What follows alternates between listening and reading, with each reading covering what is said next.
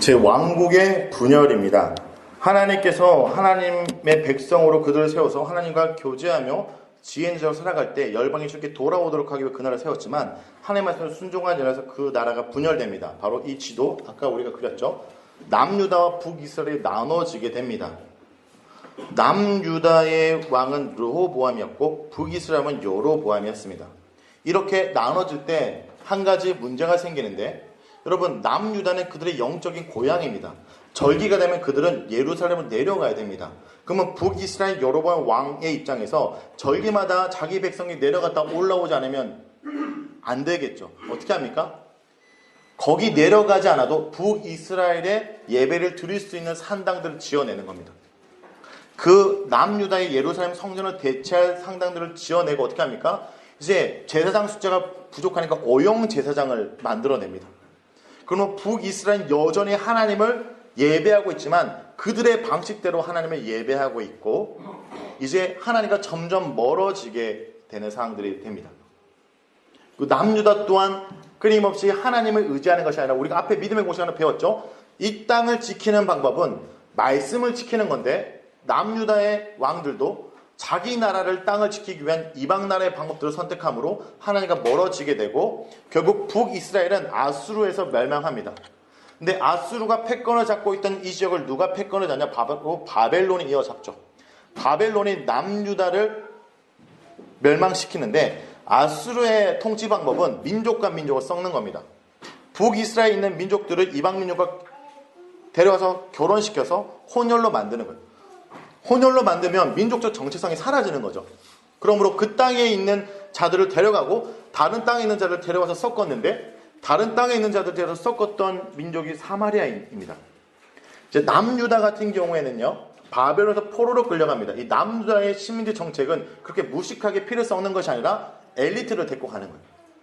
지도자들을 데리고 가서 그들을 볼모로 잡고 있음으로 말미암아 지금 남겨지는 그냥 일반 포도원 농부 같은 자들만 남아있기 때문에 그들이 통치를 용이하게 할 수 있죠. 엘리트들이 없기 때문에 반역을 하지 않습니다. 자, 그래서 남유다의 귀족들과 왕족들을 포로로 끌고 가고 그들을 볼모로 붙잡고 있는데 이 페르시아가 이 바벨론이 점령한 지역을 다시 점령해서 통치가 페르시아가 되고 페르시아는 이렇게 무식한 식민지 정책이 아니라 기본적으로 나를 왕으로 인정하면 그들을 다시 나라의 형태로 인정해주게 됩니다. 그래서 그들을 포로로 귀환을 시키게 되는 것이 바로 이 후반부의 내용인데, 자, 열왕기상은 이런 내용이에요. 왕국이 분열되고 멸망되면서 그들이 질문합니다. 우리가 왜 이렇게 되었을까? 자, 열왕기상과 역대상하는 기본적인 질문 자체가 다릅니다. 열왕기상하는 왜 이렇게 되었을까? 역대상하는 우리가 그러면 어떻게 하면 될까요? 왕국의 분열을 경험한 그들이 역사를 뒤로 보면서 우리의 원인을 밝히는 것이 열왕기상하라고 한다면 역대상하는 어떻게 해야 될까? 그래서 열왕기상하는 우리가 왜 이렇게 됐을까? 그 원인에 대한 부분이 자세하게 나오는데 이제 먼저 열왕기상 앞부분은 솔로몬의 통치로 시작합니다. 솔로몬의 통치 시작은 좋아요. 그런데 문제는 뭐냐면 이 솔로몬의 행동 때문에 결국 이스라엘이 분열된다는 것을 우리가 알 수 있습니다. 1장부터 11장은 솔로몬의 통치, 12장부터 22장은 남북 두 왕국의 역사입니다. 솔로몬의 통치는 앞부분의 지혜와 재판을 통해 볼 수 있고 성전 건축, 솔로몬의 우상 숭배를 이어줄 수 있는데 먼저 지혜와 재판의 부분을 보겠습니다. 솔로몬이 하나님께 지혜를 구한 것은 너무나 잘한 겁니다. Great, 잘한 부분이에요. 왜? 아까 얘기했죠. 이스라엘의 왕은 하나님의 통치를 보여줘야 됩니다. 하나님이 주신 지혜로 자기의 지혜로 심판하는 것이 아니라 하나님이 주신 지혜로 하나님이 다스리듯이 다스려야 하기 때문에 백성들을 심판하고 백성들에게 재판을 할 백성의 다스릴 지혜를 구하는 것은 하나님을 왕으로 인정하는 모습. 그리고 솔로몬이 지혜를 구한 다음에 지혜 있는 재판이라고 보여준 모델이 좀 특이합니다. 여러분 보세요. 솔로몬이 하나님께 지혜를 받았으면 놀라운 재판은 정말 힘든 재판, 그리고 정말 이 나라에게 중요한 재판일 것 같은데 생각보다요. 솔로몬이 재판을 잘했다는 이 재판이 창기 두 여자의 분쟁입니다. 이게 좀 특별하다고 여기셔야 돼요. 저는 솔로몬이 창기 두 여자 재판하는 거 이 여자를 이제 아이를 갈라라 해갖고 안 됩니다 이렇게 얘기하는 게 그렇게 지혜 있다고 생각 안 돼요. 그런데 어떤 포인트에서 지혜 있는 재판이냐? 창기도 재판을 받을 수 있다는 데 포인트가 있습니다. 그렇죠? 오늘날에 힘있고 능력 있는 자만 공정한 재판을 받을 수 있습니다. 오늘날에도. 그런데 당시에 이스라엘 왕이 창기 두 여자의 억울함이 없도록 재판을 하고 있다는 건 하나님의 공의가 모든 자들에게 흘러가고 있다. 하나님의 공의와 정의가 펼쳐지고 있음을 보여주고 있는 것이죠. 그리고 솔로몬의 통치가 하나님의 공의가, 하나님의 정의가 모든 사람에게 흘러가는 완벽한 하나님의 다스림을 보여주고 있다가 이제 성전이 건축됩니다. 성전이 건축될 때 하나님께 처음에 내가 너희들과 함께 하겠다는 고백을 합니다. 그렇지만 하나님이 동시에 뭘 얘기하냐? 조건을 겁니다. 너희 법도와 율례를 지키면 내 이스라엘 왕위를 영원히 견고히 하겠다. 계명과 법도를 지키면 내가 너희들과 함께 하지만 자, 그 다음을 봐야 돼요. 너희가 하나님을 떠나면 어떻게? 성전이라도 내 앞에 던지겠다. 지금 에레미야 예가는 성전을 던지는 겁니다. 그렇죠? 하나님 말씀대로 순종하지 않아서 예루살렘 성전이 무너진 거예요. 성전이 안 무너질 거라고 생각했지만 성전이 있어서 하나님이 여기 있으니까 우리가 안 무너질 거라고 생각했지만 성전이 처음 지어질 때부터 하나님이 얘기했습니다. 너희들가 내 말씀을 지키지 않으면 내가 성전을 던져버리라. 이게 일어난 것이 에레미야 애가. 그래서 울고 있는 겁니다. 그러면 이때 경고를 했는데 솔로몬이 왜 그런 죄를 짓는지 보겠습니다. 솔로몬의 우상숭배 부분입니다. 솔로몬이 뒤로 갈수록 그의 왕국은 금으로 빛났습니다. 그리고 솔로몬이 성전을 건축했던 것보다 더 많은 기간, 더 많은 재물을 들여 자기의 왕궁을 짓습니다. 금으로 그의 왕궁은 빛났지만 제국의 그림자는 깊어집니다. 여러분, 르호보암 왕이 세워질 때 왜 여로보암을 통해서 이스라엘 백성들이 우리들을 가혹하게 대하지 말라고 했냐면 솔로몬 때 세금을 가하게 매겨요. 솔로몬의 세금의 무게가 금 666달란트. 세금이 백성들에게 치한 세금이 이 정도로 금을 많이 세금을 물었다는 거예요. 왜? 이제 솔로몬은 하나님 나라가 아니라 제국을 운영하기 시작했습니다. 제국을 운영하려면 비용이 많이 듭니다. 그렇죠? 그런데 그렇게 세금을 강하게 욕심 부리지 않아도 당시에 은이 돌같이 흔하게 되었음에도 불구하고 솔로몬은 제국을 원해요. 그래서 이집트로부터 말들을 끌어오죠. 이집트로부터 말들을 끌어오고 제국을 유지한 군사와 여러 가지 장비들을 갖추고 제국을 유지하기 위해서 이방 나라가 하는 외교 정책을 펼치죠. 바로 정략적 결혼을 하는 겁니다. 이방 여인들과 결혼해서 그들과 하친을 맺는 방법. 아주 그 하친을 맺는 평화를 추구하는 가장 세상적인 기본적인 방법을 하지만 오히려 그것을 통해서 우상이 넘쳐나는 겁니다. 그의 여인들의 왕의 말함을 돌아서게 했죠. 여호와께서 2번이나 그에게 나타나시기 이에 대해서 명령 다른 신을 따르지 말라라고 했지만 지키지 않았습니다. 하나님의 경고가 이제는 메시지가 아니라 대적들을 통해서 나타나는데 첫 번째 에돔사나 하닷이 솔로몬을 대적합니다. 자, 에돔이라는 나라는 기본적으로 성경을 보면 형제 나라에 대한 전제가 계속 있습니다. 그래서 이 형제 나라가 에서의 후손들이 형제 나라가 배반합니다. 그리고 또 이방 민족이지만 솔로몬과 동맹을 맺었던 엘리아들의 아들 르손이 솔로몬을 배신합니다. 그리고 솔로몬의 신하였던 여로보암이 배신하죠. 그래서 르호보암 때 솔로몬이 여로보암의 애고를 갔다가 다시 와가지고 나라를 분리하는 겁니다. 자, 기본 전제가 뭡니까? 이거는 기본적으로 솔로몬에게 뒤통수를 치는 사람들입니다. 그러면 왜 뒤통수를 치는 사람이 생겼습니까? 누가 먼저 하나님의 뒤통수를 친 겁니까? 솔로몬인 거죠. 솔로몬이 하나님께 등지자 대적들이 솔로몬에게 등지고 주님께서 경고하시는데도 불구하고 그들이 솔로몬이 끝까지 가게 되고 분열 왕국의 역사가 시작됩니다. 그리고 여기서 보면 하나님께서 왕을 통해서 스토리를 전개하다가 이 왕들이 제국의 왕들처럼 행동함으로 말미암아 하나님이 함께하는 사람들이 누구로 변하니까 왕들이 아니라 바로 선지자로 전환하는 시점이 여기입니다. 그래서 엘리야와 엘리사의 이야기가 진행되고 있는 것이죠. 자, 그러면 열왕기 상하가 보여주는 것은 그들이 하나님의 말씀을 지켜 행하지 않고 하나님의 왕으로 모시지 않았기 때문에 그들이 이렇게 됐다라는 것이 열왕기 상의 역사를 통해서 그들에게 보여주는 메시지입니다. 정리하겠습니다. 열왕기 상하는 하나님의 백성이 왜 이방 민족의 포로가 되었는지 왕들의 이야기를 통해 보여줍니다. 하나님이 이스라엘 왕들에게 하나님의 여호와의 명령을 지켜 행하라고 말합니다. 지켜 행하라고 말했는데 엘리야와 엘리사를 통해 왕들의 겨듭 권고를 했습니다.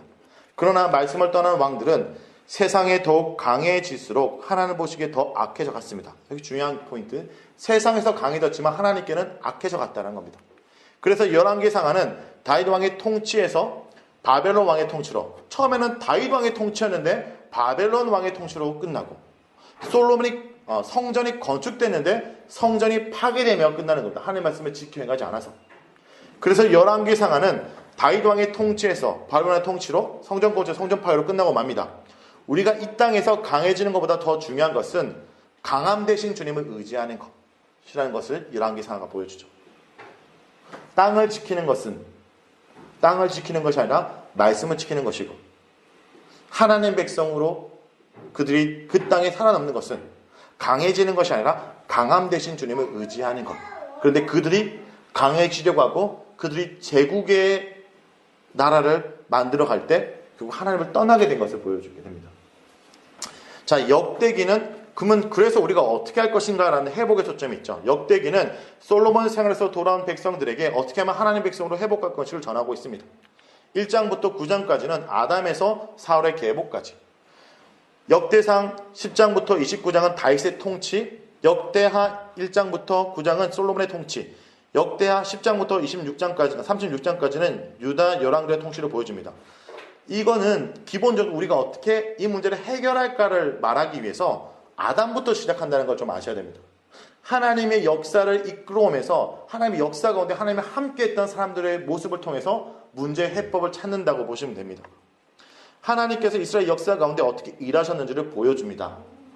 이 모든 역사를 이끌어하시는 분은 하나님, 여호와 하나님이시지만 동시에 하나님의 사람들을 하나님 나라의 역사에 참여시켰습니다.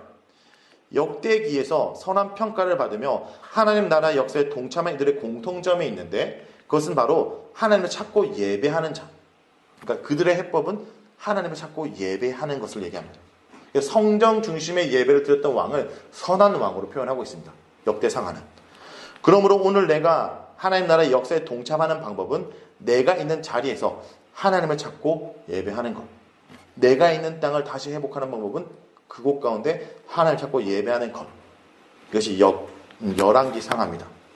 자, 왕의 역사가 이어지다가 이 왕들이 하나님께 순종하지 않자 하나님의 메시지를 전하는 메신저들이 여기저기 생겨나는데, 이것이 선지자들이라고 얘기했죠. 구약이 이제 뒤에는 다 선지자들의 얘기인데, 이 선지자들의 얘기를 이렇게 좀 저는 구분합니다. 선지자들이 활동했던 시대적으로 구분하는 것보다 선지자들의 메시지가 어디에 포커스가 있는지를 좀 보는 게 더 저는 좀 유용하다고 생각을 하는데요. 먼저 북이스라엘을 활동했던 선지자인 호세아, 아모스, 유다를 향해서 포커스를 두고 메시지를 전했던 예레미야, 하박국, 그리고 미가, 스바냐, 이사야, 에스겔, 예레미야, 에가도 그렇고 요엘도 그렇죠. 그리고 이방 민족이었던 아술은 요나, 나훔, 그리고 이방 민족 에돔은 오바다, 이렇게 진행됩니다. 먼저 북이스라엘을 향해서 메시지를 전했던 호세아를 보겠습니다. 자, 호세아는요 기본적으로 북이스라엘 사람입니다. 여러분, 연고전이라고 말할 수 있고 고연전이라고 얘기할 수 있는데, 연고전이라고 말하는 사람은 어디 다닌 사람입니까? 그렇죠. 그럼 고연전은요?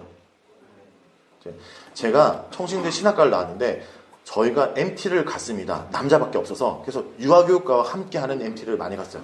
하도 안 가니까. 근데 저희가 뭐라고 부르겠습니까? 이 MT를 신유 MT라고 부릅니다. 근데 유아교육에서는 뭐라고 부르겠습니까? 유신 MT라고 부릅니다. 그것 때문에 가서 싸우다가 이제 끝나고 돌아오는데, 이 얘기를 왜 하냐? 호세아를 보면요, 호세아는 북이스라엘 사람인데, 한번 호세아서 1장 1절 한번 잠깐 성경에서 한번 보겠습니다. 호세아서 1장 1절 한번 보시겠어요? 누가 읽어주시겠습니까? 한 분이 읽어주세요. 호세아서 1장 1절.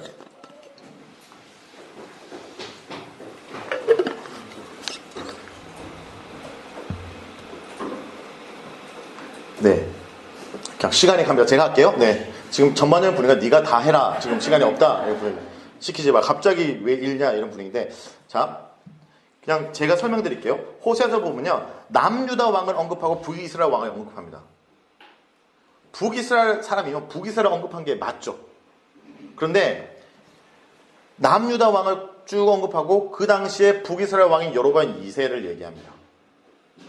이거 뭘 얘기하냐? 북이스라엘 사람이면 북이스라엘 말하는 게 맞는데 그의 정체성, 이스라엘 민족적 정체성은 남유다를 통해 오신 메시아에 대한 소망, 메시아 소망을 얘기하는 거예요.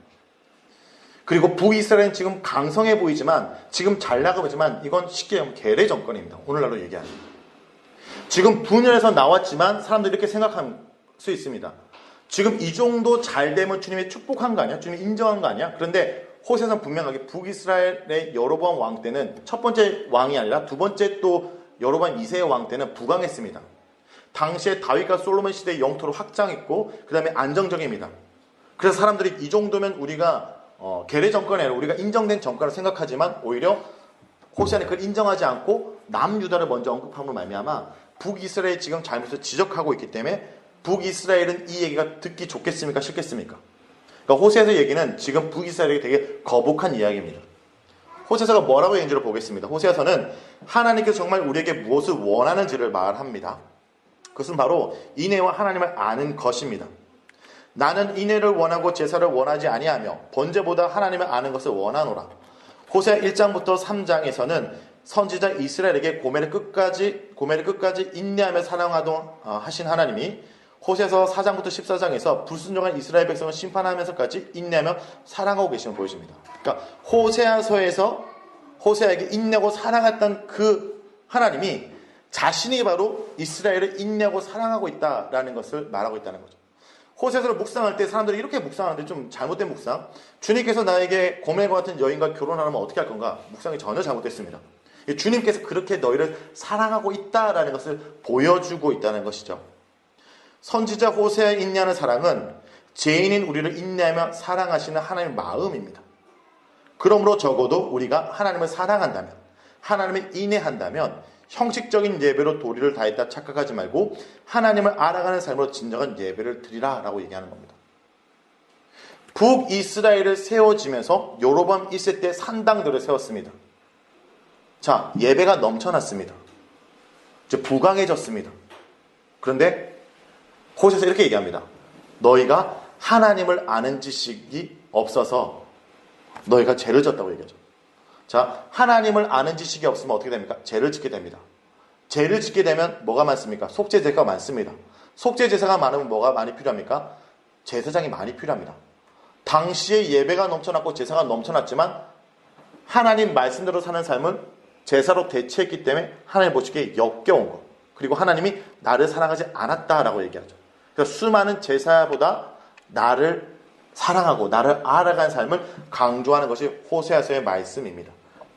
자, 북이스라엘 활동했던 선지자가 재밌는 것은 이제 북이스라엘 사람은 북이스라엘 사람인데 디스했습니다. 자체 디스를 한 거예요. 그런데 이제 남유다 사는 사람이 남의 동네에 와서 디스를 합니다. 이게 아모스입니다.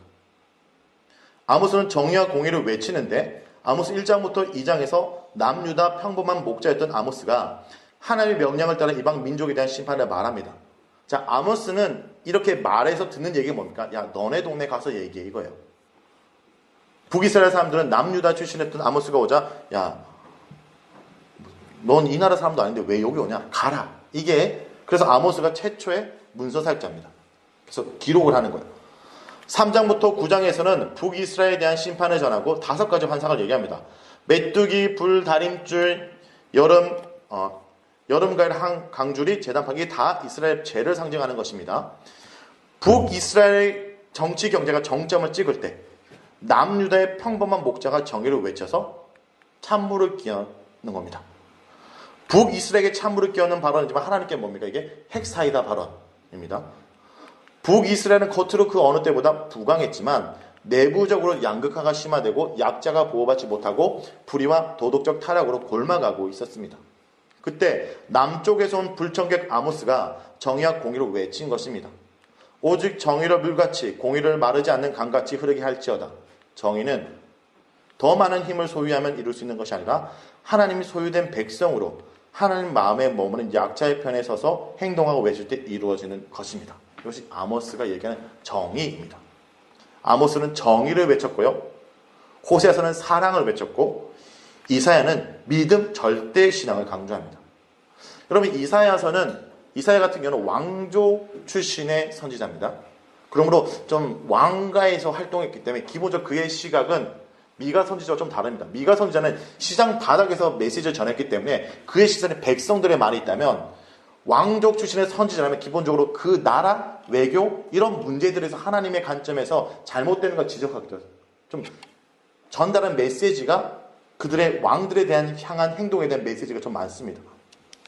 그래서 이런 메시지를 얘기하는 겁니다. 주변 나라들과 동맹을 맺어 생존하려 하지 말고 오직 약속의 말씀을 신뢰하고 기다리며 하나님이 하시도록 온전히 맡겨드릴 것을 얘기합니다. 하나님에 대한 절대적인 믿음을 가져라. 너희가 이방민족과 결탁해서 그들에게 의지하지 말고 하나님에 대한 믿음을 가져라. 이사야가 강조하는 겁니다. 그러므로 이사야에서 예언은 크게 두 가지입니다. 이런 하나님에 대해서 배신으로 인해서 심판을 받든지 아니면 종으로 인한 구원을 얻든지 두 예언 중에 어디에 해당된가는 하나님께 내가 어떻게 반응한가에 달려있다. 오늘 나는 어떻게 할 것인가요? 세상과 동맹을 맺고 하나님 없이도 잘 살아볼 것인가요? 아니면 하나님에 대한 절대신앙을 실신하고 존경하게 버틸 것입니까? 존버정신한 기울은 청년들에 있습니다. 그게 되게 나쁜 말인데 제가 지금 이 말을 거듭나게 했습니다. 우리의 존버정신은 존귀하게 버티는 정신, 주님에 대한 절대신앙으로 버티는 겁니다. 이 말을 웃는 사람과 웃지 않는 두 부류가 있습니다. 넘어가겠습니다. 자, 예레미야입니다. 예레미야는요, 예레미야를 되게 심플하게 설명할게요. 이겁니다. 하나님이 지금 이스라엘 백성들에게 구속에 몰고 왔습니다. 야, 너 잘못했어. 한 대 맞을 거야. 맞아. 그런데 이스라엘 백성이 싫어요, 싫어하는 거야. 갑자기 저의 아들과 저의 행동인데 그럼 몇 대 맞겠습니까? 2대 맞는 겁니다. 그러니까 지금 예레미야의 말씀은 이스라엘 백성들이 잘못을 주nik해서 심판을 할 거니까 이걸 인정하고 받고 회복을 기다리라는 내용이에요. 그런데 예레미야에서는 어떻게 합니까? 그들이 끊임없이 이 심판을 인정하지 않아서 계속 거부하고 도망가는 내용, 이집트까지 피해가는, 포로로 끌려가지 않고 도망가는 내용들이라고 보시면 됩니다. 예레미야는 기본적으로 예루살렘 심판을 얘기합니다. 이스라엘 백성에 대한 책망과 경고를 하십니다. 이것을 예레미야 선지자로 불러서 전달하도록 하시는 것이 1장부터 시작되는 말씀이죠. 자, 여기 보면 이스라엘에 대한 책망과 경고는 그들이 언약을 깨트렸다, 다른 신을 섬겼다, 이스라엘 리더들이 죄를 지었다, 불의로 가득한 세상을 만들었다. 그래서 예레미야가 경고를 하는 겁니다. 너희들이 앞에서는 하나님을 예배하는 것 같지만 뒤에서 우상을 섬기고 있다라고 얘기하고, 이제 25장에 바벨론이 예루살렘 멸망시키고 70년 포로가 될 것을 얘기합니다. 진노의 잔이 넘쳤다. 자, 이 와중에 예레미야의 모습은 어떻습니까? 사람들에게 외면당합니다. 예레미야는 제사장입니다. 하나님의 말씀을 전달하는 선지자로 선택받지 않았다면 나름대로 괜찮은 직업을 가졌습니다. 근데 이 제사장이 선지자의 삶을 선택하고 하나님 부르실 말미암아 사람들에게 무시당하고, 예레미야는 그럼에도 불구하고 자기 백성들을 위해서 울면서 메시지를 전하고 있습니다. 26장부터 45장은 이 이스라엘에 대한 심판과 소망을 얘기하고 있습니다. 앞에서 언급한 것처럼 그들은 하나님께서 심판한다고 얘기하고 이 심판을 너희가 받고 회복을 기다리라고 불구하고 끊임없이 거부하고 이집트로까지 내려가는 행동을 합니다. 그래서 예레미야를 데려서까지 내려가죠. 그리고 46장에서 51장은 모든 나라들의 심판, 이 심판은 단순히 바벨론에 인한 심판이 예루살렘뿐만 아니라 그 주변의 모든 나라들에 대한 심판으로 이어집니다. 그런데 이 심판을 했던 바벨론도 결국 심판을 당할 것을 얘기하고, 52장에는 이 심판이 이루어지는데 이 이루어짐과 동시에 그들이 사라지는 것이 아니라 하나님이 회복을 얘기하기 위해서 누구를 남겨둬요? 여기 되게 제수복을 입고 밥을 먹고 있는 이 친구, 유다왕 요아킨이 죽지 않고 남으로 말미암아 하나님이 회복할 것에 대한 영화로 보면 마지막에 이렇게 딱 남겨두죠. 남기면서 끝나는 겁니다. 예레미야서를 정리해 보겠습니다. 예레미야서는 선지자 예레미야를 통해 남유다 심판을 말합니다. 1장부터 25장까지는 유다에 대한 심판을 선포하고 26장부터 45장까지는 선지자 예레미야 활동과 고난을 이야기합니다. 46장부터 51장까지는 이방 나라에 대한 심판을 선포하고 52장은 예루살렘 함락과 바벨론 포로를 얘기합니다. 예레미야서는 심판의 메신저로서 선지자 예레미야의 고뇌와 고난을 잘 보여줍니다. 선지자 예레미야는 심판의 메시지를 자신과 아무런 상관없는 듯 냉정하게 선포한 메신저가 아니었습니다. 망조가 된 나라에서 백성들이 당할 슬픔과 고통을 고스란히 껴안은 메신저였습니다. 오늘 우리는 하나님의 메시지를 어떤 모습으로 전하는 메신저인가요? 형제를 향한 가슴 아픈 겉면은 형제의 눈을 찌르면서 이야기하는 것이 아니라 형제를 향해 눈물을 흘리면서 이야기하는 것입니다. 저는 예레미야를 보면서 한국교회에 대한 심판과 메시지를 얘기하는 사람들 가운데 형제의 눈을 찌르며 이야기하는 모습은 예레미야의 모습이 아니라고 생각합니다. 자기가 눈물을 흘리면서 이야기하는 거예요. 그것이 예레미야의 말씀의 진짜 예레미야가 그가 전달했던 마음의 메시지라는 것이고 그것이 바로 펼쳐서 울고 있는 게 예레미야 애가죠. 그래서 애통의 노래. 예레미야 애가는 울고 있는데 우는 원인을 이런 식으로 얘기합니다. 1장은 모든 것이 폐허로 변해서 옵니다. 2장은 패망의 원인이 죄인이 죄악 때문이었다고 하며 우는 거예요. 3장은 패망을 지켜봤기 때문에 울고 4장은 이제 그 모습이 밤마다 기억나서 울고 5장은 다시 회복을 기다리며 애통합니다. 모든 것이 사라졌습니다. 예루살렘 성읍도, 예루살렘 성전도, 하나님의 백성도, 하나님의 영광은 사라지고 애통만 남았습니다. 그러나 애통할 수 있기에 다시 소망한다는 것이 예레미야 애가입니다. 말씀을 같이 읽겠습니다. 시작.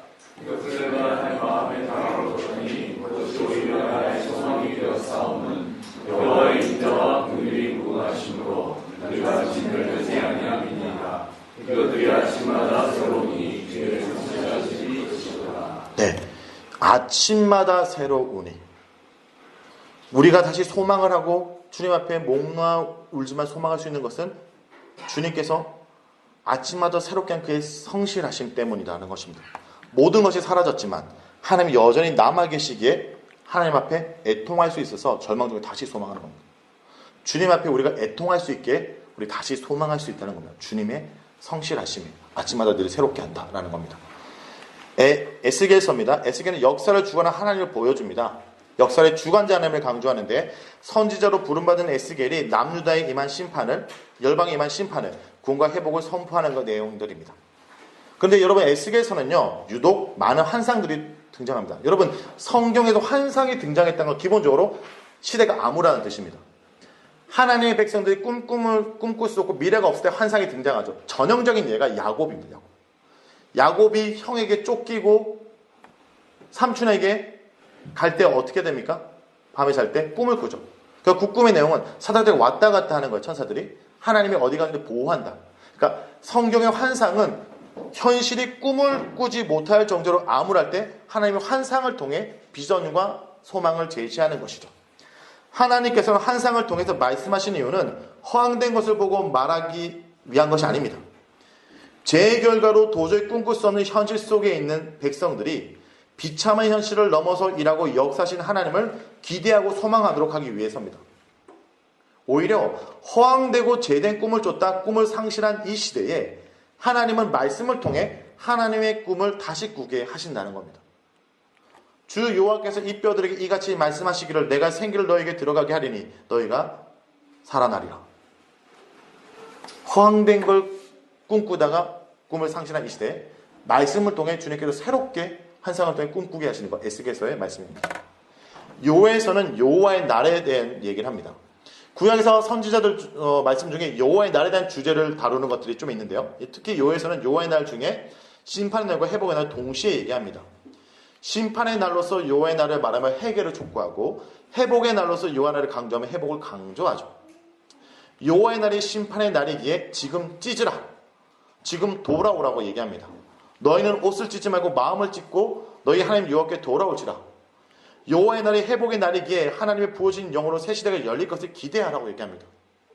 그 후에 내가 내 영을 만민에게 부어주더니 너희 자녀들이 장래의 일을 말할 것이요 너희 늙은이 꿈을 꾸며 너희 젊은이들이 이상을 볼 것이며 그때 내가 또 내 영을 남녀가 여에게 부어주리라.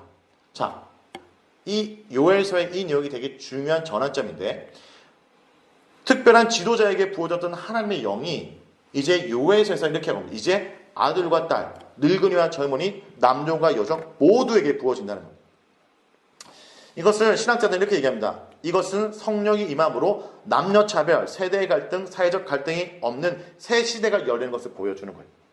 그러면 성령이 임하면 목소리가 바뀌는 것이 아니라 하나님의 형상이 회복돼서 나와 세상이 바뀌게 되는 것. 그래서 이것이 이루어진 것이 바로 오순절 사건을 통해서 성령이 임해서 그들이 방언을 하고 모두가 하나님의 성령의 역사를 체험하죠. 자, 오순절 사건 이후에 바로 있는 것이 뭐냐면 그들이 온전히 성전의 기능을 충실하게 하는 겁니다. 건물인 성전을 유지하는 자들은 하나님의 백성으로 살지 못하지만 성령이만 그들은 그가 어디 있든지 하나님의 말씀을 가르치고 지켜 행하고 예수의 제자들은 성전의 뜰과 집집마다 매일 모이고 제자들의 손에서 표적과 기사가 나타나고 사람들이 모여드리고 제자들이 제사과 수를 내어놓고 가난한 이들을 도왔어요. 성령이 임함으로 말미암아 목소리가 바뀐 것이 아니라 삶이 바뀌는 모두가 이런 사건을 얘기하고 있습니다. 자, 그 다음은 미가서인데요. 여러분, 미가서는 많은 사람들이 여러분 혹시 미가서를 주일 본문, 주일 설교 때 들어본 분 계십니까? 잘 설교 안 하는데 미가서는 근데 사실 구약에 엑기스입니다. 설명드리겠습니다. 미가서는 1장부터 4장은 이스라엘 유다에 대한 심판, 4장부터 5장은 회복과 구원, 6장부터 7장은 심판의 이유와 구원의 이상을 말합니다. 자, 근데 이 미가서는 정의, 사랑, 믿음을 강조합니다. 정의는 아모스가 얘기했고 사랑은 호세아, 믿음은 이사야. 그러니까 미가서는 이 호세아, 그 다음에 아모스, 그 다음에 이사야를 요약하면 미가가 됩니다. 여호와께서 내게 구하시는 것은 오직 정의를 행하며 인자를 사랑하며 겸손 내 하나님과 함께하고 믿음에 대한 얘기를 하죠. 정의, 오직 정의를 행하며 사랑, 인자를 사랑하며 믿음, 내 하나님과 함께하는 것. 그런데 정의, 사랑, 믿음은 아모스, 호세아, 이사야도 강조한 말입니다. 정의를 아모스 이렇게 얘기했잖아요. 오직 정의를 물같이 공의를 마르지 않는 강같이. 사랑, 호세에서 나는 이 일을 원하고 믿음, 두려워하지 말고 내가 너와 함께 함이나 놀라지 말라. 이사야도 얘기했죠. 그런데 선지자들이 아모스는 정의를 이야기하고 호세아는 사랑을 이야기하고 믿음을 얘기한 게 이사야였는데 미가는 이걸 다 얘기했는데 이 얘기를 또 다 한 분이 계세요. 바로 예수님입니다. 그리고 이 선지자들 수많은 외침 이후에 오신 메시아도 예수님도 정의, 사랑, 믿음을 강조합니다. 마태복음 23장 23절 읽겠습니다. 같이 읽겠습니다. 시작.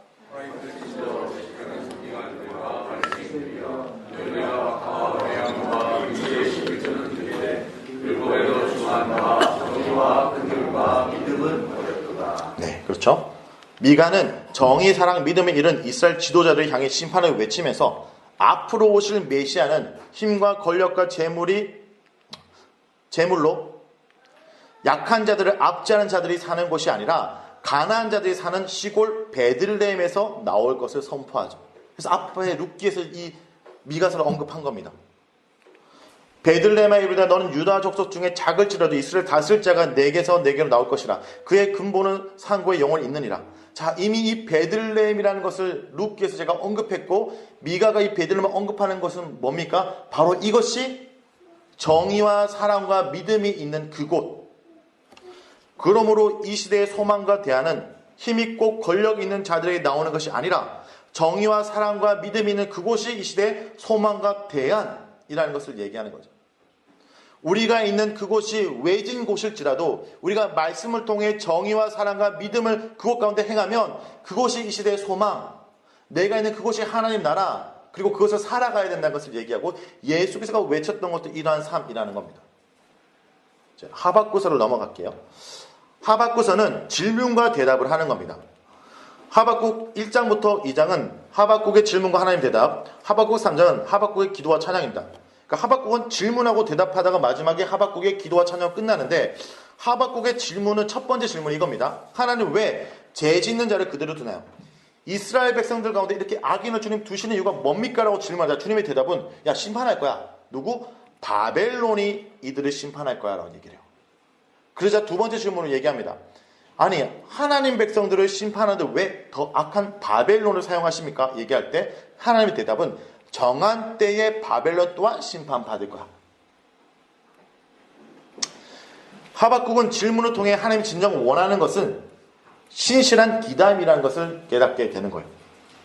자, 이 신실한 기다림을 찬양하는 것이 뭡니까? 우리가 그렇게 중고등부 때 많이 불렀던 찬양, 찬양을 부르지 말고 한번 빠르게 읽어보겠습니다. 시작.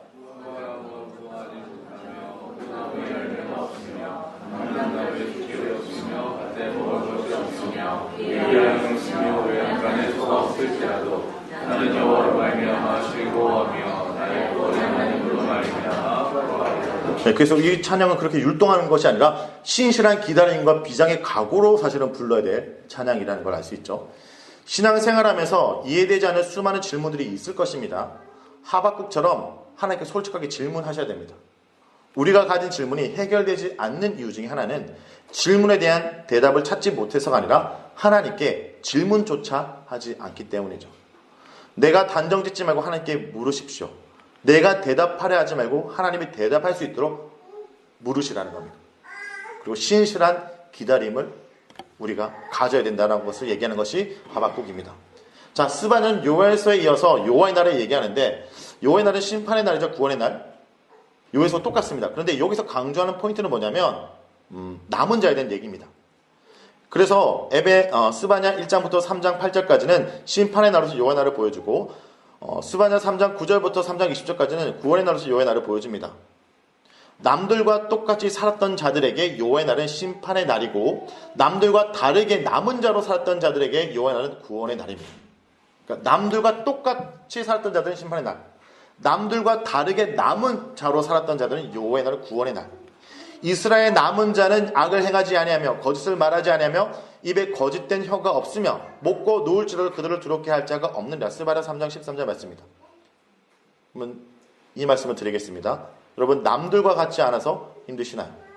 남들과 같지 않은 남은 자로 살아가십시오. 남은 자로 살아가는 우리들에게 하나님께서 이렇게 말씀하십니다. 우리 같이 하나님이 남은 자로 살아갔던 우리들에게 하나님이 우리 향해 말하는 그 하나님의 고백이 이겁니다. 같이 한번 읽겠습니다. 시작. 너의 하나님 여호와가 너의 가운데 계시니 그는 구원을 베푸실 자없는 자시요 그가 너로 말미암아 기쁨을 이기지 못하시며 너를 잠잠히 사랑하시며 너로 말미암아 즐거이 부르며 기뻐하시라. 이게 남은 자로 살아갔던 우리를 향해 주님께서 고백하는 말씀입니다.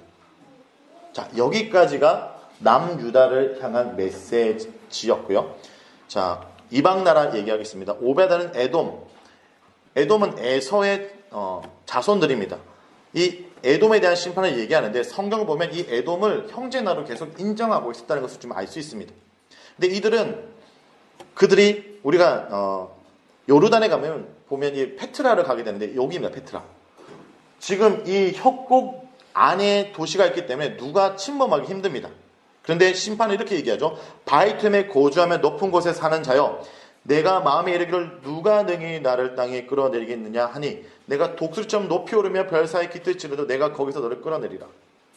자, 오베다 말씀을 한번 내용을 보겠습니다. 1장 1절부터 14절은 에돔에 대한 심판을 선고하고 오베다 1장 15절부터 21절은 이스라엘에 대한 구원을 예고합니다. 에돔은 야곱의 형 에서의 후손들로서 이스라엘 형제 나라였습니다. 그러나 에돔의 형제 나라에 이스라엘이 망할 때 도와주지 않고 적국에 동조하고 재물을 탈취했습니다. 그래서 자신들의 한 행동 때문에 심판을 당하게 됩니다. 열방을 다스리는 하나님은 심판의 도구로 이방 나라를 선택하시지만 그들이 교만해지고 마땅히 행할 도리를 하지 않을 때 그들의 행동을 따라 심판하시는 분입니다. 또 이방 나라를 향해서 메시지를 전했던 사람 중에 하나가 요나서죠. 요나서는 보편적 사랑을 보여줍니다. 요나서 1장은 하나님의 명령에 요나의 불순종을, 요나서 2장은 요나의 회개와 구원을, 요나서 3장은 요나의 선포와 니느웨의 구원을, 요나서 4장은 요나의 불만과 하나님의 응답을 보여줍니다. 하나님은 이스라엘 민족뿐만 아니라 이방 민족 심지어 모든 생명까지 아끼고 사랑하십니다. 그래서 마지막에 이렇게 얘기하죠. 요나서에선 하물며 이 큰 성읍 니느웨는 자로 분별하지 못하는 자가 12만여이며 가축도 많이 있나니 내가 어찌 아끼지 아니하겠느냐 하시니라. 11절. 자, 정리하고 있습니다. 그러나 요나는 이런 하나님의 보편적 사랑이 불편한 겁니다. 하나님이 자신들의 원수를 하나님의 원수로 삼지 않고 구원하려고 하시기 때문이죠. 요나는 니느웨를 하나님의 원수로 삼기 원했습니다. 왜? 내 원수니까. 그러나 니느웨는 자신들의 원수이지 하나님의 원수가 아닙니다. 우리는 하나님의 보편적 사랑보다 나를 향한 편향적 사랑을 원합니다. 그러나 여러분 아셔야 돼요. 하나님의 보편적 사랑이 없었다면 내가 지금 하나님 편에 설 수도 없었다는 것을 알아야 된다라는 것을 얘기한 게 요나서입니다. 자, 나훔입니다. 나훔은 앞에 니누에 대해서 심판을 했던 말씀과 연결지어서 볼 수 있습니다. 자, 나훔은요, 기본적으로 나홈의 뜻은 위로입니다. 위로. 나홈 1장은 니누의 멸망을 선포하고, 나홈 2장은 니누의 멸망 모습을 예언하고, 니누의 3장은 니누의 멸망의 원인을 말합니다. 나홈서에서 하나님은 모든 불의에 대해서 반드시 보응하시는 분입니다.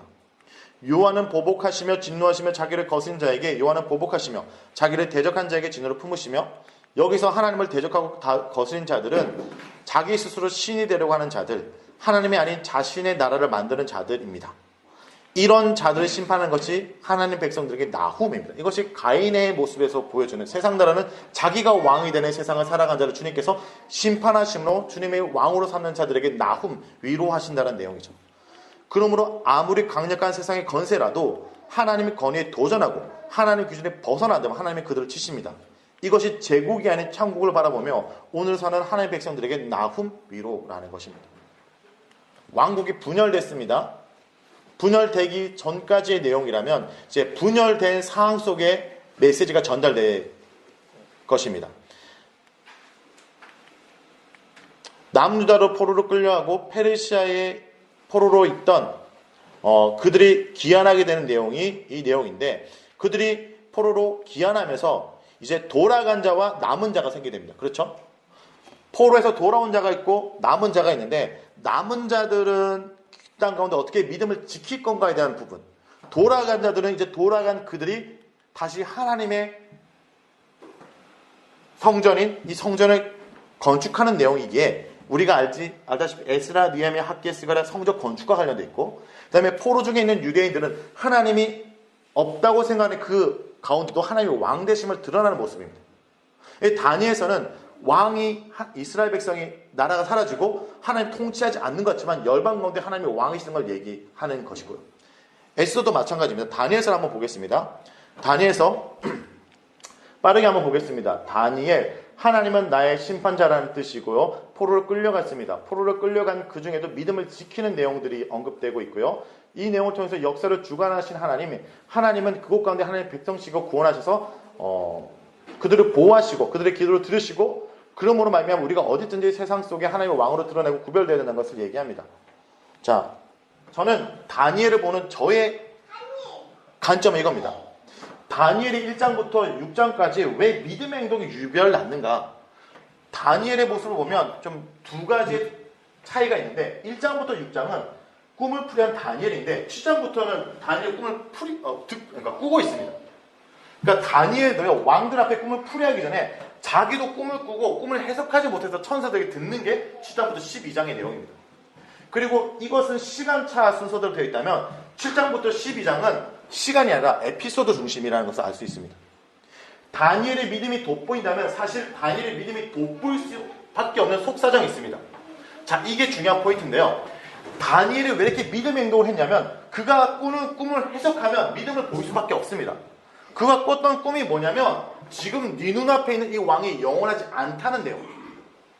밤마다 묵시가 있기 때문에 이 땅과 타락하지 않는 것. 저는 다니엘이 믿음이 단순히 좋고 열정적이기 때문에 기도를 열심히 했기 때문에 아니라 밤마다 그가 봤던 환상, 즉 하나님의 계시가 있었기에 이 땅 가운데 타락하지 않았다는 것을 우리가 알 수 있다는 것이죠. 보면요, 벨사살 왕 그의 귀족이 마지막에 잔치를 뵙고 손가락이 나타났을 때, 이 벨사살 왕이 마지막 때인데 이미 다니엘은 벨사살 완년에 하나님께서 깨닫게 하셨습니다. 지금 눈앞에 있는 이 왕들이 영원하지 않을 것을. 그리고 다리오가 자기 뜻대로 총들 3명 세워서 그 시기를 받아서 그가 사자굴에 들어갈 일이 있을 그때에 이미 다리오 왕이 왕으로 세움받던 첫 해에 이미 말씀을 통해 우리가 돌아갈 것을 알고 있습니다. 그리고 바사왕 고레스왕 3년, 메대사람 다리오 원년에 이미 말씀을 통해 지금 내 눈앞에 있는 이 왕이 영원하지 않을 것이고 이 왕의 조서보다 하나님이 우리를 바라보고 있는 게 더 중요한 걸 알기 때문에 믿음의 행동을 하는 거죠. 그러니까 저는 우리의 믿음의 근간이 어디부터 왔냐? 나의 굳건한 믿음이 아니라 하나님에 대한 비유를 우리가 붙드는 게 중요해요. 하나님의 말씀을 붙들고 하나님을 향해서 시선을 놓지 않을 때 내가 믿음의 행동을 나타낼 수 있는 거. 그래서 다니엘의 모습은 7장부터 12장이 다니엘의 믿음을 왜 드러날 수 있는지를 백업해주는 내용으로선 이해하고 있습니다. 다니엘서는 변하지 않는 것에 대해서 말합니다. 세상 왕이 바뀌고 세상 나라가 바뀌고 여전히 변하지 않는 것. 그것은 바로 하나님의 통치입니다. 세상 나라 왕들의 꿈을 풀이하던 다니엘은 사실 자신도 세상 나라에 대한 환상과 꿈을 보고 있었습니다.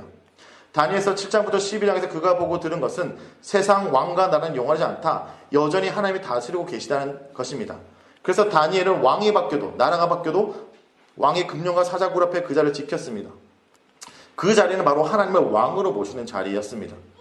하나님은 오늘도 하나님을 왕으로 모시는 자리를 지키는 자를 통해서 세상 가운데 하나님의 왕 되심을 나타냅니다. 이것이 다니엘서의 내용입니다.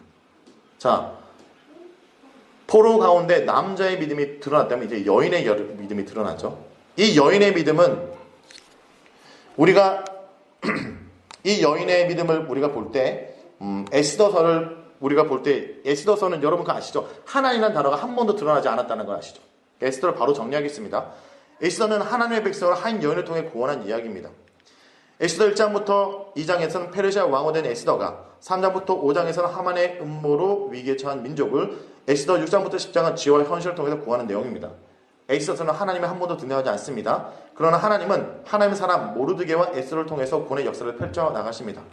하나님의 사람은 하나님이 없는 세상 속에서도 나와 세상을 향한 하나님의 사명을 발견하고 자신의 삶을 기꺼이 내놓는 자입니다. 이것이 포로 가운데 있는 자들에 향한 하나님의 메시지라면 이제 돌아온 자들은 성전을 건축하는 겁니다. 시간이 얼마 남지 않았습니다. 이제 곧 예수님이 오실 때가 이제 다가오는 겁니다. 이제 조금만 기대하시면 됩니다. 에스라서는요, 이제 유다 백성이 귀환하게 됩니다. 귀환함과 함께 그들이 먼저 해야 되는 건 성전에 대한 건축입니다. 그리고 성전을 건축하는 가운데 방해가 있고요. 그리고 결국 성전을 건축하고 이제 성전을 건축한 다음에 주님 앞에 성결하기 위해서 이방 혼인과 했던 내용들을 정리해요. 이것은 에스라서는 기본적으로 성전을 통해서 종교개혁이라고 얘기한다면 이제 뒤에 있는 느헤미야는 사회개혁입니다. 예루살렘 성벽이 세워지는 내용이기 때문이에요. 자, 에스라서를 한번 정리하겠습니다. 에스라는 성전 재건을 통해 회복의 과정을 보여줍니다. 에스라 1장부터 6장은 수룹바벨을 통해 예배 공간이 성전이 회복되고 에스라 7장부터 10장은 에스라를 통해서 예배하는 백성이 회복됩니다. 에스라서의 주요 관심사는 성전 건물이 아니라 백성들의 성전됨입니다. 그래서 에스라는 이스라엘 백성이 말씀의 기준을 따라 성전됨을 유지할 수 있도록 말씀을 연구하고 가르쳤습니다.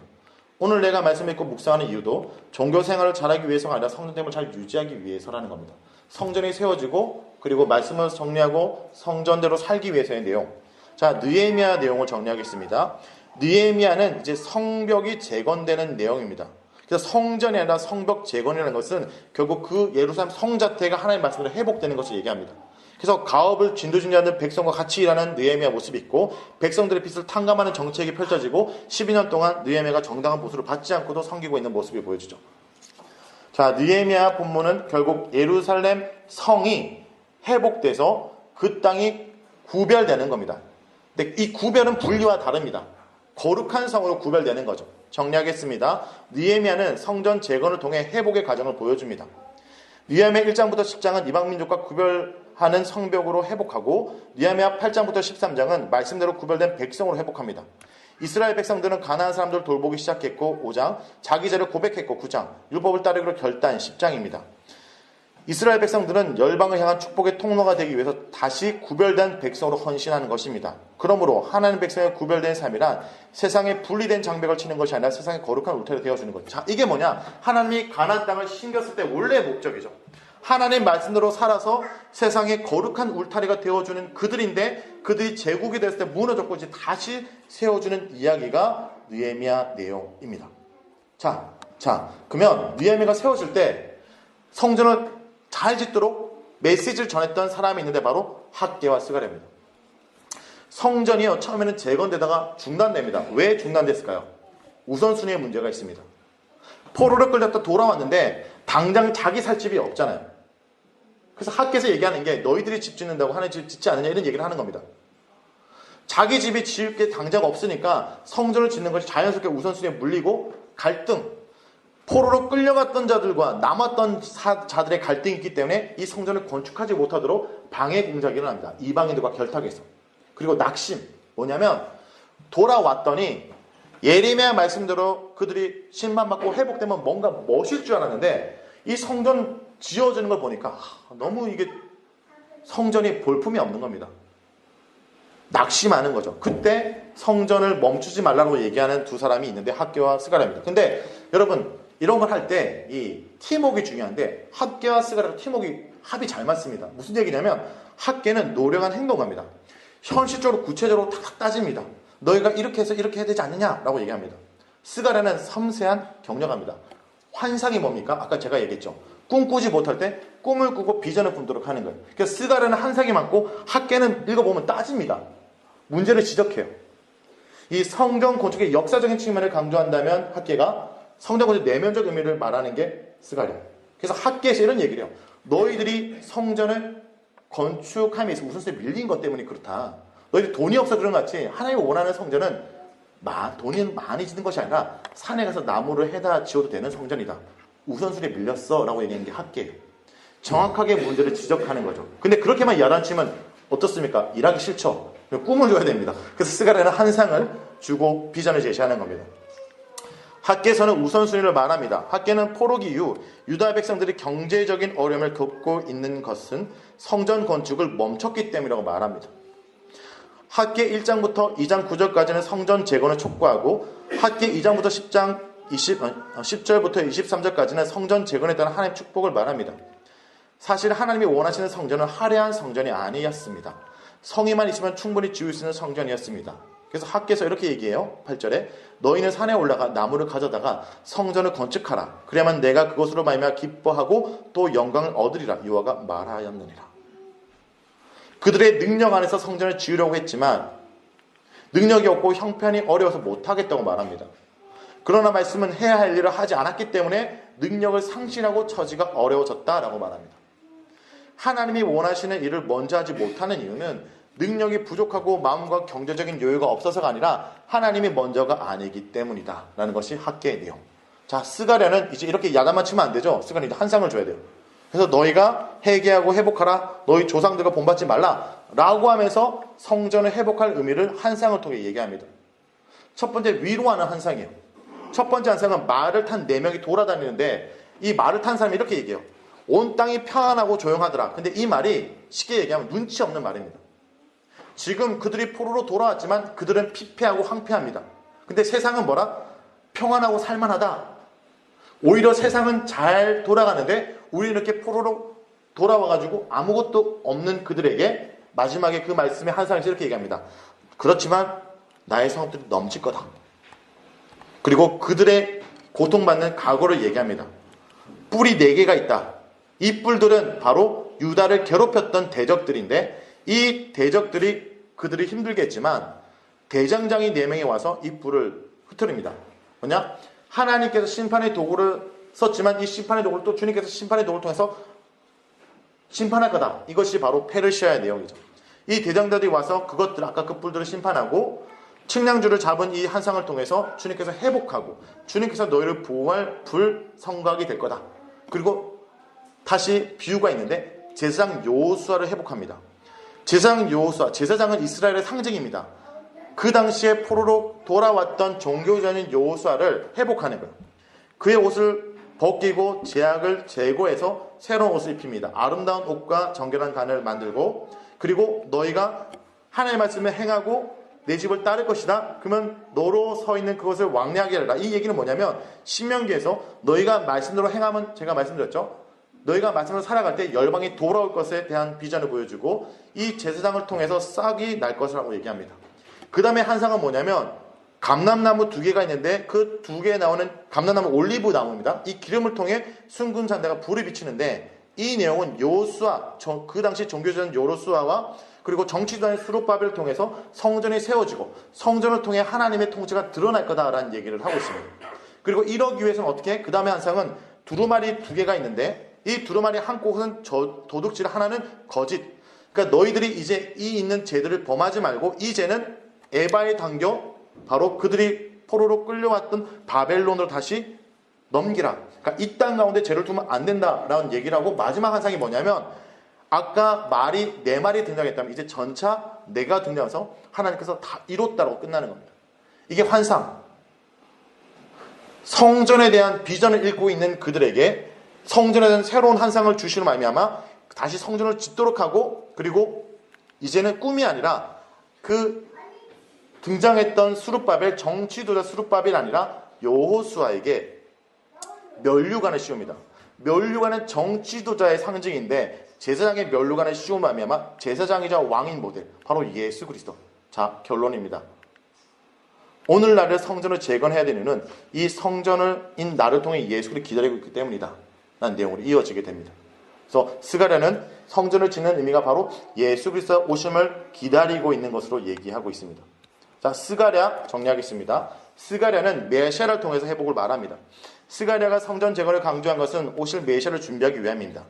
스가랴 1장부터 6장은 회개와 8가지 환상을 통해 성전 재건, 7장부터 8장은 금식과 순종 실천을, 스가랴 9장부터 14장은 메시아의 오심과 회복을 말합니다.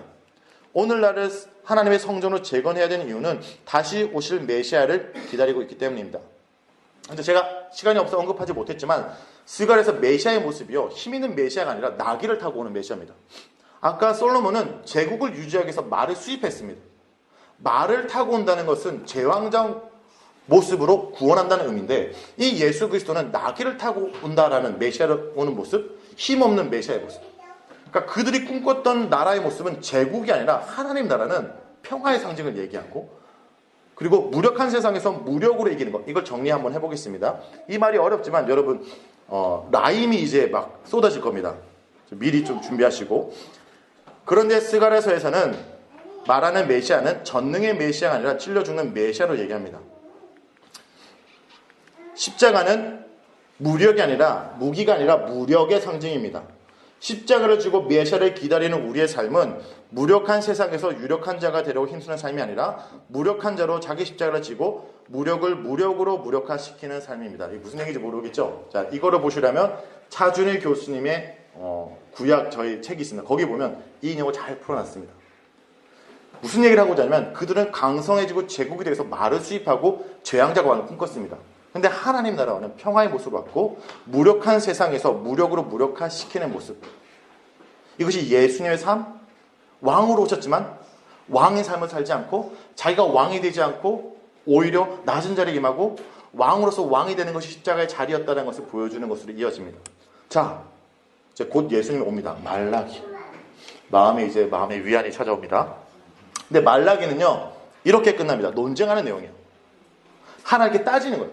구약의 막판에 하나님께 따져요. 따지는 이유가 있습니다. 상황이 나아지지 않은 거예요. 건축을 했는데도 상황이 나아지지 않습니다.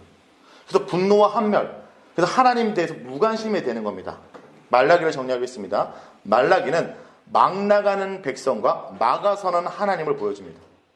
백성들은 포로기 이후 학개와 스가랴 선지자의 말을 따라 성전을 재건했지만 축복은커녕 상황이 어려워지자 하나님께 실망하고 하나님에 대해 막 나갑니다. 심지어 하나님 백성들은 말라기 선지자에게 따져 묻습니다. 그래서 말라기 1장부터 4장까지는 하나님과 백성들의 6가지 논쟁, 4장 4절부터 6장까지는 마지막 권면과 엘리야가 돌아올 것을 예언으로 구성되어 있습니다. 막 나가는 백성들에게 말라기 선지자는 그들의 죄를 지적하며 정한 때가 있으니 라고 얘기합니다. 만군의 여호와가 이르노라, 나는 내가 정한 날에 그들의 나의 특별한 소유로 삼을 것이요 또 사람이 자기를 섬기는 아들을 아낌없이 내가 그들을 아끼리니 그때 너희가 돌아와서 의인과 악인을 분별하고 하나님을 섬기는 자와 섬기지 않은 자를 분별하리라. 회개하고 돌이키라 말합니다. 보라, 여호와의 크고 두려운 날이 이르기 전에 내가 선지자 엘리야를 너희에게 보내리니 그가 아버지의 마음을 자녀에게 돌이키게 하고 자녀의 마음을 그들의 아버지에게 돌이키게 하리라. 돌이키지 아니하면 두렵건대 내가 와서 저주로 그 땅을 칠까 하노라 하시니라. 그리고 400년 침묵 후 엘리야로 온 세례요한의 강력시 이렇게 외칩니다. 회개하라, 천국이 가까웠느니라. 이렇게 하고 구약은 마무리됩니다. 그리고 예수 그리스도에 오시는 거죠. 자, 정리하겠습니다. 선지자들의 메시지를 보면 좀 모순이 있습니다. 이 말을 보면 여러분, 말씀을 듣는다는 건 마음을 유추하는 거예요. 그러니까 누군가의 말을 듣고 왜 기분이 나쁩니까? 그 사람이 나에게 어떤 마음을 품고 있는지 알기 때문이죠. 그럼 우리가 하나님의 말씀을 읽는다는 것은 하나님의 마음을 유추하는 겁니다. 이게 묵상이죠. 하나님의 말씀을 읽어서 하나님의 마음을 유추하는 것인데, 이 구약의 선지자들의 메시지를 정리하면 공의와 사랑입니다. 근데 이게 모순이에요. 그렇죠? 너희들 반드시 심판할 거야. 계속 외쳐요. 너희들 근데 살아갈 걸 계속 외쳐요. 그래서 제가 앞에서 얘기했지만 이게 제가 총각 때는 이해가 되지 않았습니다. 근데 아이를 넣으니까 이해가 돼요. 뭐냐면요, 하나님이 공의 하나님으로 이스라엘 백성을 심판하는 것은 절대 양보될 수 있는 게 아닙니다. 그렇죠? 그들을 심판해서 고쳐놓는 건 아비의 마음으로 양보되지 않는 겁니다. 그런데 또 한 가지, 그들을 심판해서 버리는 것이 아니라 그를 결국 품는 것은 또 아비의 마음으로 절대 포기할 수 없는 것. 선지자들의 메시지를 통해서 하나님의 공의와 사랑의 팽팽한 긴장감으로 나오는 것은 결국 하나님이 우리를 뭘로 여긴다고요? 바로 자녀로 여긴다. 그래서 그의 아들을 우리에게 주신다는 것이 바로 구약을 통해 향한 우리를 향한 사랑의 메시지로 이어지는 겁니다. 이것이 바로 구약의 내용입니다. 여기까지 오늘 준비한 내용, 제가 시간을 정확하게 59분까지 마쳤습니다. 예, 감사합니다. 네. 제가 기도하고 마무리하겠습니다. 하나님 아버지 감사합니다. 저에게 주신 이 말씀을 통해 오늘도 우리에게 하나님의 마음을 알려주면 감사드립니다. 우리가 성경을 지금까지 덮어놓고 믿는다고 소리쳤다면 이 성경을 펴서 하나님의 마음을 알아가도록 지금 도와주셔서 세상의 공식 속에 세상을 따르는 것이 아니라 하나님 믿음의 공식을 풀어나가기 원합니다. 하나님께서 이스라엘 백성들을 그 가나안 땅에 심겼는데 주님으로 마음으로 섬기지 않고 세상을 따라 살아가는 마음에만 이렇게 추악한 역사를 썼습니다. 하나님, 이 역사가 우리에게 되풀이되지 않기 원합니다. 이는 우리를 버리지 않기 위해서 그의 아들을 우리에게 주셨습니다. 그 예수를 붙들고 예수를 통해서 오늘도 나의 왕 되심을 고백하며 살아가는 주의 백성들 되도록 지금 도와주시옵소서. 무엇보다 주의 말씀을 읽을 때마다 하나님의 마음을 알아가기 원합니다. 주의 말씀을 붙들고 살아가기 원합니다. 우리가 시간이 갈수록 주의 마음을 더 아는 자로 살아가도록 주님 인도하여 주시옵소서. 예수 이름으로 기도드립니다. 아멘. 수고하셨습니다.